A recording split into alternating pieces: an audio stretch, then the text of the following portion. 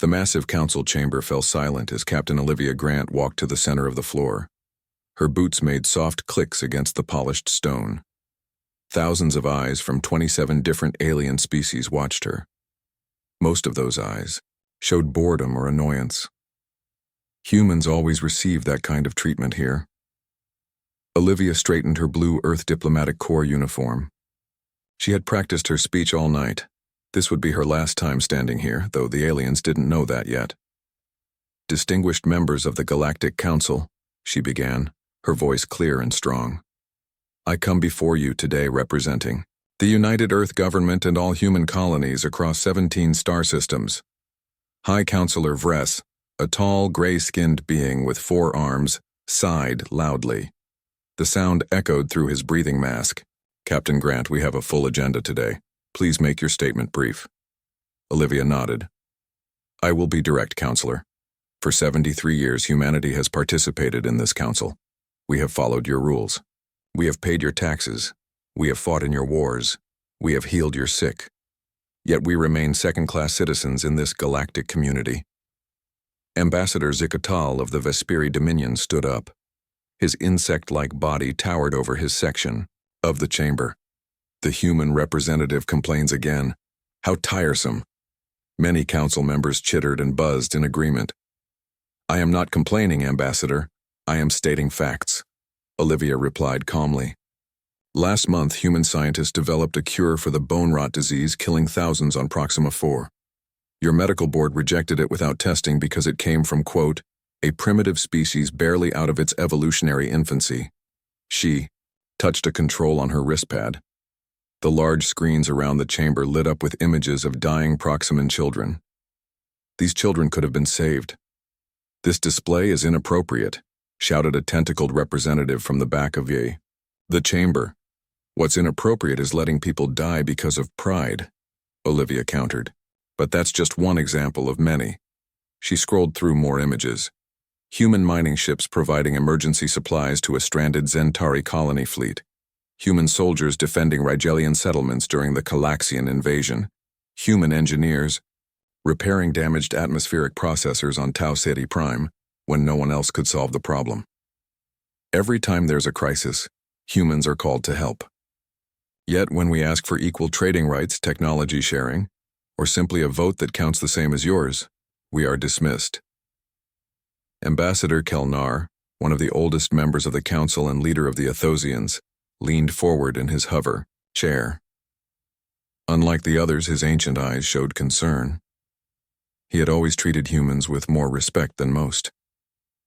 "Captain Grant," he said quietly, "what exactly are you asking for today? Another appeal for full council membership?" Olivia shook her head. "No, Ambassador. I'm not here to ask for anything. I'm here to inform you that as of 800 hours Earth Standard Time this morning, humanity has formally withdrawn from all council treaties and agreements." The chamber erupted. Some representatives jumped to their feet. Others shouted in their native languages.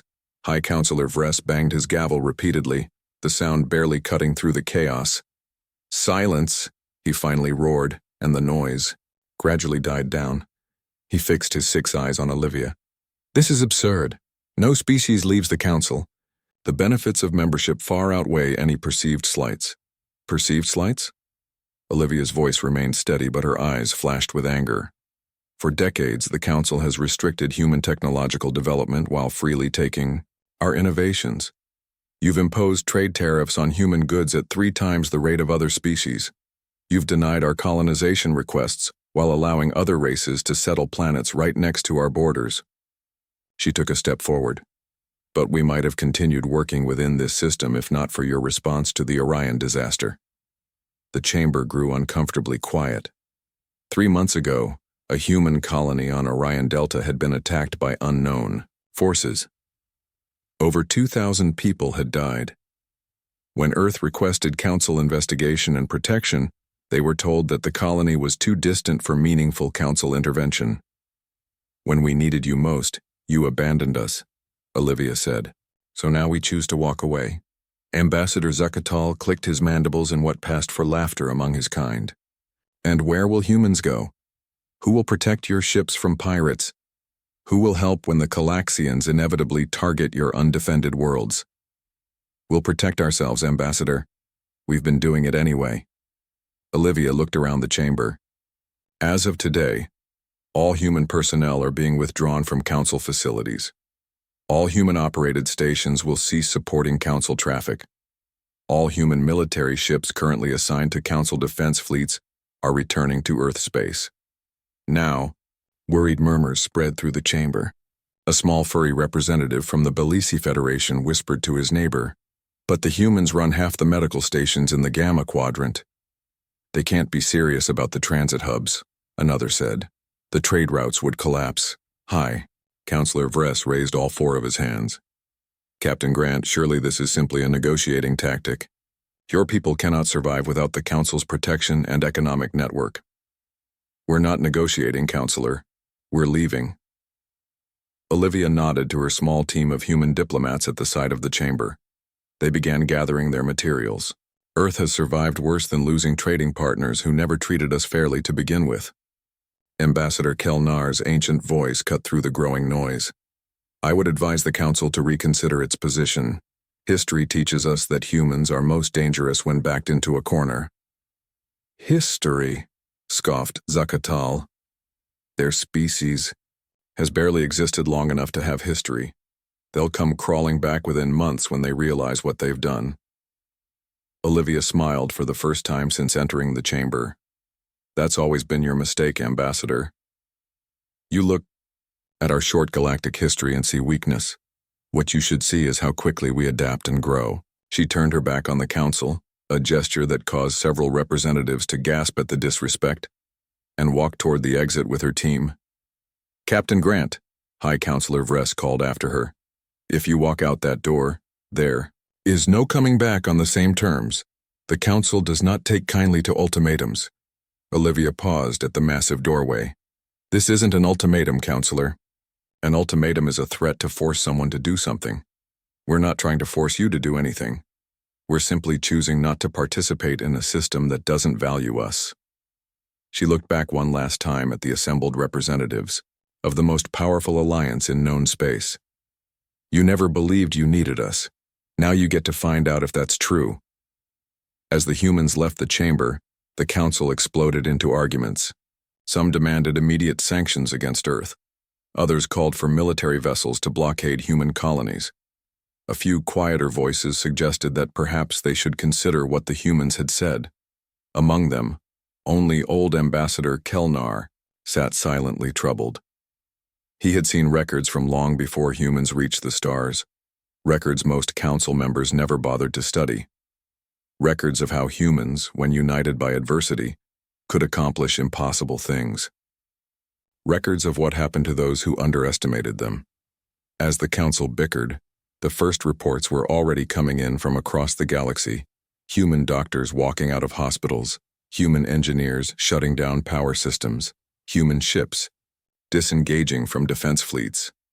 The humans were truly walking away, and much sooner than anyone expected, the Council would begin to regret everything. 3 months had passed since humanity's dramatic exit from the Galactic Council. Deputy Administrator Alan Colton stood at the large viewport of Arcturus Station, watching the once busy shipping lanes. Only a few vessels moved through the transit corridor now, compared to the hundreds that used to pass through daily. Alan checked his tablet. The shutdown was 85% complete. By the end of the week, the largest human-operated transit hub in this sector would be empty of personnel. "Sir, the Zentari trade delegation is here again," said Lisa, his assistant. "They're getting pretty desperate." Alan sighed and turned from the viewport. "Show them to conference room 3. The Zentari were tall, thin aliens with pale blue skin. Their species controlled many valuable trade routes, and they had been particularly dismissive of humans in council meetings. Now their representative, Trade Minister Vell, waited with 3 advisors. Their usual arrogance was missing today. "Administrator Colton," Vell said, his translator making his voice sound flat. "We must discuss postponing the station closure." Alan sat down across from them. "Minister, we've had this conversation twice already. The United Earth government's decision is final. Arcturus Station will cease operations on Friday. But our cargo vessels are backed up for light years. Vel's skin darkened with stress. This hub processes nearly 40% of council trade. The alternate routes add 17 days to transit times. That sounds like a council problem, not a human problem, Alan replied calmly. For years, we requested upgrades to this station. Every time, the council denied funding, saying human technology was too primitive to trust with more responsibilities. Vel's thin fingers tapped nervously on the table. Perhaps there was some misunderstanding. We are prepared to offer a new arrangement. Triple the previous management fees, full technological upgrades, even limited council membership review. Alan raised an eyebrow. Limited review? 3 months ago we asked for equal membership. The council laughed at us. The situation has evolved, Vel admitted reluctantly. Too little, too late, Alan said, standing up. Minister, I have 600 human workers to relocate. Most of them remember how your trade ships would forget to pay docking fees because, as one of your captains put it, humans should be grateful we allow them to service superior vessels. Across the galaxy, similar scenes played out as humanity withdrew from council operations. On Proxima Station, Chief Medical Officer Patricia Wells supervised the removal of medical equipment from the Galactic Central Hospital. A Regelian doctor named Selk hurried alongside her. Dr. Wells, please reconsider, he begged. The patient mortality rate has increased 48% in the wards your team vacated last week. Patricia continued checking items off her inventory list. Dr. Selk, I've always respected you as a colleague, but my hands are tied. Earth has made its decision, but your human medical techniques. Selk lowered his voice. The Council Medical Board was wrong to dismiss them. Everyone knows human doctors have the best outcomes with trauma patients. Patricia paused. Then why did the board reject our certification requests 6 times? Why were human doctors paid 1/3 the salary of other species? Why were we always assigned the most difficult cases but given none of the credit for successful outcomes? Selk had no answer. Patricia softened slightly. Look, I can leave copies of our treatment protocols. They won't help much without training, but it's better than nothing. Thank you, Selk said. And I am sorry. Not all of us agreed with how humans were treated. On the manufacturing world of New Detroit, factory supervisor George Miller watched automated assembly lines grind to a halt one by one. The council had always claimed human AI technology was too primitive and dangerous, yet somehow, human programmers had been put in charge of running the most complex manufacturing systems in 16 star systems. Now those systems were failing without human maintenance. Miller, we need to talk. The voice belonged to production director Grax, a bulky 4-armed alien who had made George's life difficult for years. Now he looked panicked. The Voss Jordan line is shutting down, Grax said. That supplies life, support components to half the mining colonies in this sector. George nodded. Yep. Our maintenance routines kept those old systems running. Without regular human updates, the AI safety protocols start a controlled shutdown. He had explained this in reports for years, but council overseers had never bothered to read them. Can't you delay the shutdown, or train our engineers on the maintenance procedures? Grax asked. Funny, I suggested creating training programs 2 years ago, George replied. You told me, and I quote, council races don't need lessons from barely spacefaring primates. Grax's skin flushed deep orange with embarrassment. Perhaps I was misinformed about human capabilities. Perhaps, George agreed. But now it's too late. Meanwhile, on the Vesperi military training world of Klarak, Admiral Wilson of Earth's former Council Defense Force attaché watched the Vesperi fleet attempt their annual war games. It was not going well. Ships collided in simple maneuvers. Targeting systems failed. Communications broke down. Admiral Zeekmar, nephew of the Vesperi ambassador who had mocked humans in the council chamber, approached Wilson with forced politeness. Admiral, our exercise results are disappointing this cycle. Wilson nodded. Your crews relied on human tactical advisors for years. My people did the complex calculations, suggested the maneuvers, even handled your more advanced weapons systems because your commanders couldn't be bothered to learn. We did not realize how integrated your personnel had become in our operations, Zekamar admitted. You never asked, Wilson replied. You were too busy telling everyone how superior Vesperi military doctrine was. Meanwhile, human officers were quietly making your ships function. Zekemar's mandibles clicked nervously. Perhaps we could arrange a private consulting agreement. Triple the standard pay rate for your former officers. Unofficial, of course. Wilson laughed. My people aren't mercenaries, Admiral. They're returning to Earth space where they're respected. Back on Earth, Admiral Olivia Grant, recently promoted after her council appearance, sat in a meeting with President Daniel Wright and his cabinet. Reports flowed in from across the galaxy. The council is beginning to feel the pressure, Olivia said. Their trade routes are in chaos. Their medical facilities are overwhelmed. Their factories are shutting down. Even their militaries are discovering they depended on us more than they knew. President Wright nodded. And our status? Better than expected, replied Secretary Chen. Without council restrictions, our research teams have already implemented technologies we developed years ago, but weren't allowed to use. Our colonies are well defended. The non-council races we've contacted are eager to establish relations with us. And the council's response? Asked the president. Exactly as predicted, Olivia said.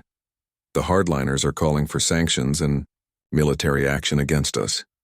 The moderates are suggesting negotiations. They're divided, which gives us time. Wright looked around the table at his advisors. Then we stay the course. Humanity walked away. Now we wait for the council to realize just how badly they need us. Across the galaxy, the council was indeed beginning to understand what they had lost. But for many of them, admitting their mistake would be harder than facing the consequences of human absence. Pride had ruled the council for millennia, and pride, as humans knew well, often came before a fall. 8 months had passed since humanity walked away from the Galactic Council. What began as an inconvenience for the council had grown into a full-blown crisis. Emergency alarms blared throughout the council headquarters. High Counselor Vress hurried into the central command chamber, his forearms adjusting his formal robes. Representatives from various species already filled the room, their faces showing fear. Report, Vress demanded. A Rigelian officer stepped forward. The Calaxians have launched attacks on 3 border worlds. Zeta Prime, Delvos III, and New Rigel are all under heavy assault. Vress's gray skin paled. The Calaxians were a warlike species from the Outer Rim. For decades they had tested council defenses but always retreated when they met serious resistance. Now they were attacking multiple planets simultaneously. Where are our defense fleets? Vress asked. That's the problem, the officer replied. Without human tactical officers, our response time has slowed considerably. The Calaxians somehow knew exactly when and where to strike for maximum advantage. Ambassador Zakatal of the Vesperi clicked his mandibles nervously. Our military exercises have shown concerning gaps since the humans departed. The Calaxians must have noticed. Send everything we have, Vress ordered. The council cannot appear weak. But everyone in the room knew the truth. The council's military had relied heavily on human officers, who were often given dangerous assignments but rarely promotions. Human ships had formed the backbone of rapid response teams. Human tactical thinking had kept the Calaxians at bay for years. Now the council forces scrambled to respond, but they were slow and disorganized. Reports from the front lines showed heavy casualties. In another wing of the council complex, Ambassador Kelnar of the Athosians met secretly with a delegation from the Zentari species. The Zentari representative, Science Minister Lal, looked terrible. His blue skin had turned almost gray with illness. The plague spreads faster than we can track it, Lal explained weakly. Almost 1/3 of our colony on Zentari Prime shows symptoms. Our doctors have no effective treatment. Kelnar nodded gravely. And you believe humans might help? Before they left, human researchers were developing a treatment. They understood the disease structure in ways our own scientists did not. We dismissed their work as primitive. Lal's voice cracked with regret. Now our people are dying. The Council officially forbids any member species from seeking separate agreements with Earth, Kelnar reminded him. We have no choice, Lal replied. Our children are dying. Our pride is not worth their lives. Kelnar's ancient eyes showed understanding. I will arrange transport to Earth. Unofficially, of course. Across the galaxy, in the asteroid mining belt of the Proxima system, Council mining ships drifted helplessly among the rocks. Without the human-designed navigation systems that had guided ships safely through the dense asteroid fields, 3 major accidents had already occurred. The latest had killed over 200 workers. Resource Director Kraz of the Belisi Federation pounded his furry fist on the control panel. How did we become so dependent on human technology without realizing it? His assistant, a young Belisi named Jor, checked the latest reports. 12 Council worlds now report critical resource shortages. The humans ran 60% of our deep space mining operations, and we can't replace them fast enough. But the humans were always so primitive, Kraz said, confused. Their ships were ugly. Their methods seemed inefficient. Yet they extracted 3 times the resources with half the casualties of any other mining operation, Jor noted. Perhaps we misunderstood efficiency. Back in the Council chamber, the emergency session had devolved into angry accusations. The Vesperi lied about their military readiness, shouted a Rigelian representative. Our people die on New Rigel while your ships sit in port. The Rigelians hoarded medical supplies, countered Ambassador Zektal. Our colonies suffer because of your selfishness. High Counselor Vres struggled to maintain order. For thousands of years, the Council had maintained peace through a careful balance of power. That balance now crumbled as each species looked to protect its own interests first. Perhaps, suggested a small voice, we should reconsider our position regarding Earth. The chamber fell silent. Ambassador Mila of the Altarians rarely spoke at council meetings. Her species was known for peace and diplomacy. The humans showed us their value for decades, she continued. We chose not to see it. Now we suffer the consequences. Pride should not outweigh survival. Ambassador Zektal's anger flared. Never. Humans are beneath us. We cannot beg them to return. Then we may not survive, Mila replied simply. The council split into factions after that meeting. Some, like Ambassador Mila, believed reconciliation with humanity was necessary. Others, led by the proud Vesperi, refused to admit their mistake. The argument paralyzed the council when unity was most needed. Meanwhile, on Earth, President Daniel Wright received a steady stream of unofficial visitors from council worlds. Each came with requests for help, offers of private arrangements, and tales of growing disaster. In his office overlooking the rebuilt city of New Washington, Wright met with Admiral Olivia Grant to discuss the latest developments. The Zentari delegation arrived this morning, Olivia reported. They're desperate for help with the plague on their colony world. Wright nodded. And what do our medical team say? Dr. Wells believes we can help them. The treatment was nearly complete when we left the council. She needs about 2 weeks to finalize it. And the Calaxian attacks? Olivia brought up a holographic display of the battle zones. Getting worse. Council forces are disorganized. The Calaxians press their advantage. If the fighting spreads, it could threaten some of our outer colonies eventually. Wright considered this. What do you recommend, Admiral? We can't appear too eager to help, but we can't let innocent people die because of council pride. Olivia pointed to several locations on the display. I suggest we increase patrols near our borders with Calaxian space. If they see our strength, they may reconsider expansion in that direction. And the Zentari plague? We help them, Olivia said firmly. It costs us little and shows all council worlds that humans don't abandon those in need, even when they've been mistreated. Wright smiled slightly. Even though the Zentari were among our strongest critics? Especially because of that, Olivia replied. We show them a better way. As Earth considered its response to the growing council crisis, human colonies flourished. Free from council restrictions, human scientists developed technologies long kept theoretical. Human explorers charted new regions of space. Human diplomats made contact with species beyond Council influence, forging new alliances. The galaxy was changing. The old order represented by the Council weakened daily. What would replace it remained uncertain, but humanity would help shape that future.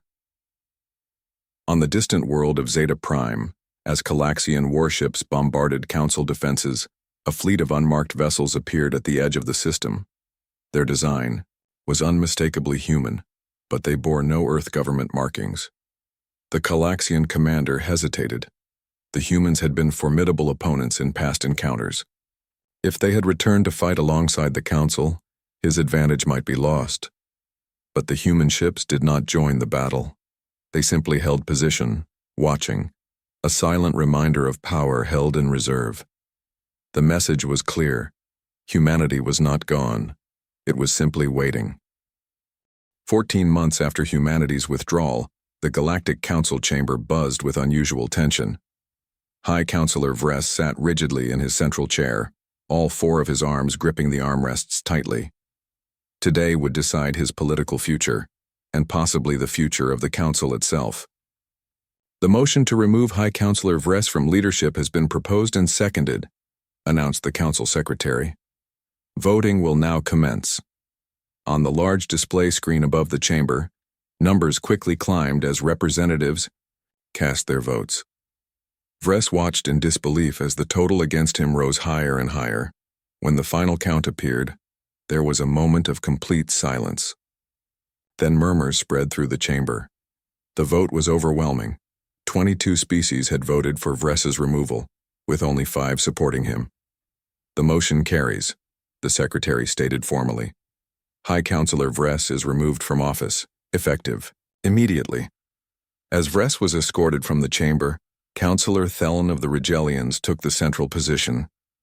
She was known as a moderate who had quietly questioned the Council's treatment of humans even before their departure. My fellow Council members, she began, we face the greatest crisis in 2,000 years. The Calaxian forces have now taken control of 5 border systems. Resource shortages affect 18 worlds. The Zentari plague continues to spread. Despite our best efforts, our trading networks operate at 40% capacity. She paused to let her words sink in. We have tried to maintain our pride at the cost of our survival. This cannot continue. As my first act as High Counselor, I propose a formal diplomatic approach to Earth. Ambassador Ziktal of the Vesperi rose in protest. The humans abandoned their duties. They violated sacred treaties. We should blockade their worlds, not beg for their help. With what ships, Ambassador? Thelen asked coldly. Your military can barely defend your home system without human tactical support. Would you have us start a war we cannot win?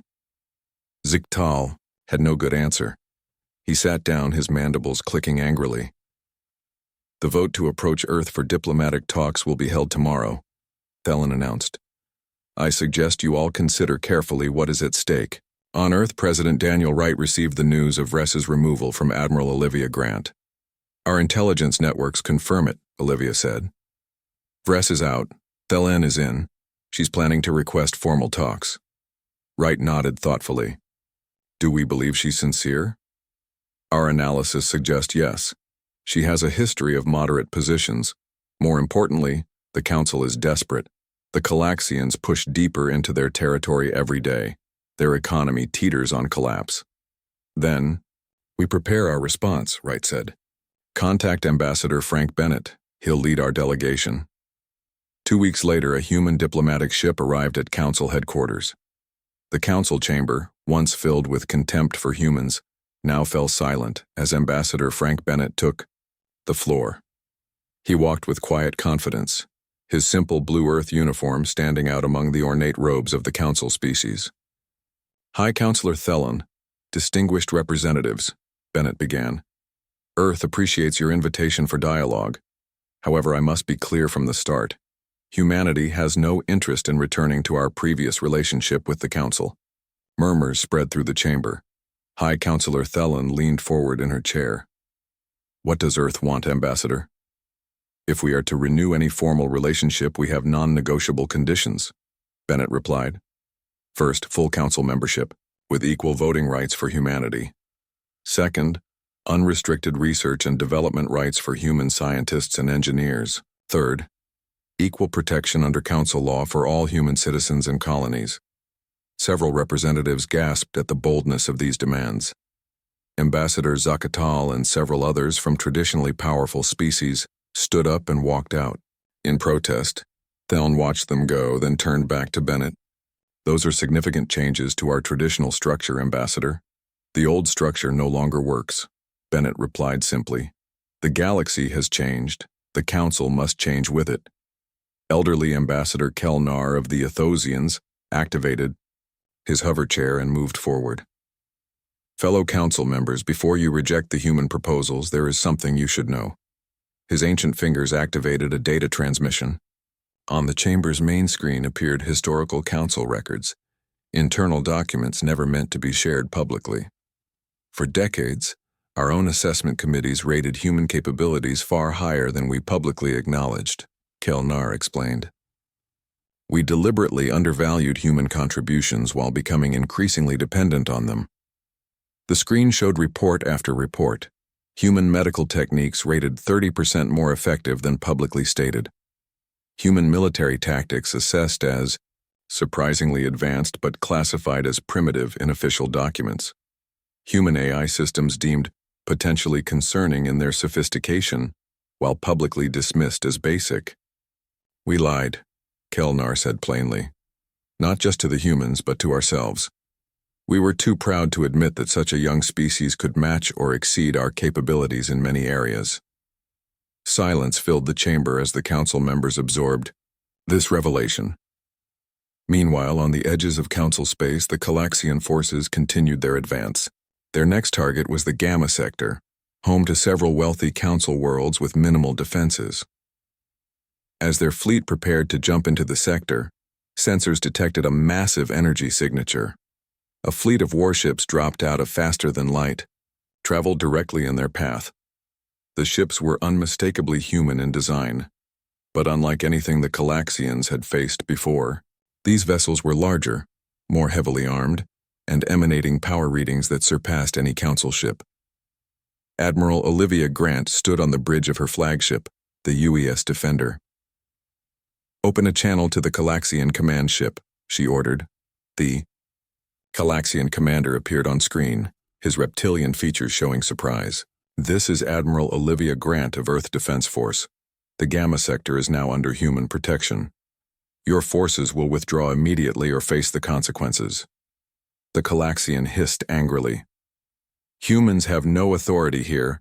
The Council has requested our assistance," Grant finished for him. "But we're not here for the Council. We're here because innocent lives are at risk." She nodded to her weapons officer. In a demonstration of power, a single shot from the Defender's main weapon reduced a small uninhabited moon to rubble. "That technology was developed after we left the Council," Grant explained calmly. "Without Council restrictions, human weapon research has advanced considerably. This is your only warning." The Calaxian fleet hesitated, then began turning away. They had expected easy victories against disorganized Council forces, not a confrontation with advanced human warships. As the Calaxians retreated, citizens on nearby Council worlds watched the human fleet with mixed emotions. For decades they had been taught that humans were primitive and unimportant. Now those primitives were their saviors. On multiple Council worlds, protests began outside government buildings. Citizens demanded answers about why they had suffered resource shortages, military defeats, and economic collapse when humans could have helped prevent these problems. The old order was crumbling. What would replace it remained to be seen. But one thing was becoming increasingly clear to everyone in the galaxy. The future would not be dictated by the Council alone. Humanity would have its say. 2 years had passed since humanity walked away from the Galactic Council. The galaxy was a very different place now. On the newly constructed space station New Geneva, representatives from 42 species gathered in the grand chamber of the Interstellar Cooperative. The circular room had 5 equal chairs at its center rather than the single elevated position the old council had given its high counselor. Admiral Olivia Grant, now serving as Earth's representative, sat in one of those 5 chairs. Beside her were leaders from 4 other species: Counselor Thelen of the Rigelians, Ambassador Mila of the Altarians, Elder Kelnar of the Athosians, and Chief Speaker Zentoro of the Vex, a species from beyond former council space that humans had befriended during their independence. "I call this session of the cooperative leadership to order," Olivia announced. The room quieted immediately. The respect given to her voice was a far cry from the dismissive treatment humans had once received in these gatherings.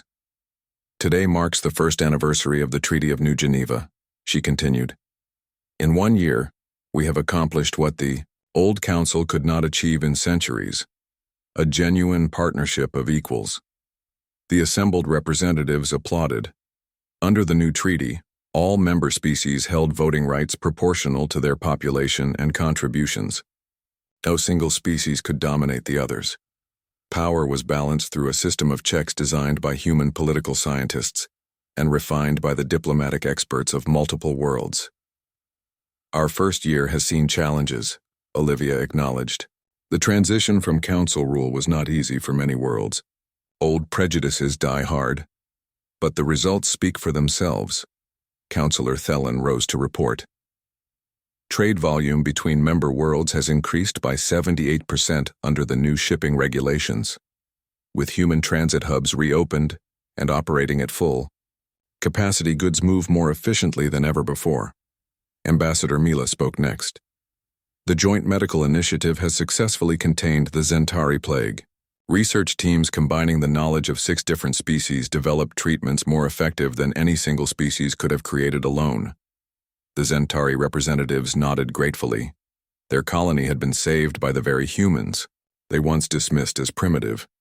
Elder Kelnar's ancient voice carried surprising strength. "Perhaps most important, the Calaxian threat has receded. Our combined fleet demonstrations convinced them that aggression would be met with unified resistance. For the first time in a century, our borders know peace." Not everyone had joined the new cooperative. Several former council powers, led by the Vesperi Dominion, had refused to accept a system where they would not hold special status. They had attempted to form their own alliance in opposition to the cooperative. That alliance was already crumbling. Without access to human-operated transit hubs, Vesperi trade suffered. Without human tactical advisors, their military strength diminished. Without human engineers, their infrastructure deteriorated. Most damaging of all, their own citizens saw the prosperity of cooperative worlds and questioned their leaders' decisions. In a quiet corner of the New Geneva station, Ambassador Frank Bennett met with a Vesperi diplomat named Ziktal, nephew of the once powerful Ambassador Ziktal. "My uncle would never approve of this meeting," Ziktal admitted, his mandibles moving nervously. "But our economy cannot sustain another year of isolation." Bennett nodded sympathetically. "The cooperative's doors remain open to all species willing to abide by the treaty principles: equal treatment, mutual respect, shared prosperity.